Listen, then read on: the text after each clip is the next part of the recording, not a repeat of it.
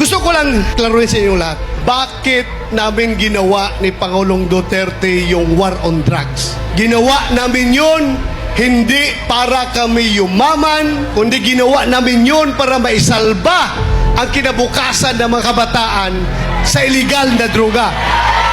At pangalawang rason, bakit namin yung ginawa? Sabi ni Pangulong Duterte, marami ng lugar dito sa Pilipinas na kontrolado na ng mga drug lords. Muntik na tayong naging narco-state.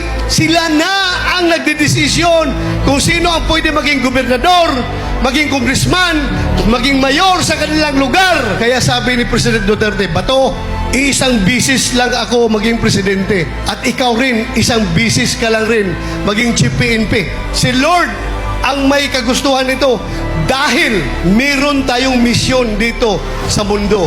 At yan yung puksain ang droga, ang kriminalidad at korupsyon. Please, huwag yung kalimutan. Duterte, vote straight, PDP laban. Maraming salamat!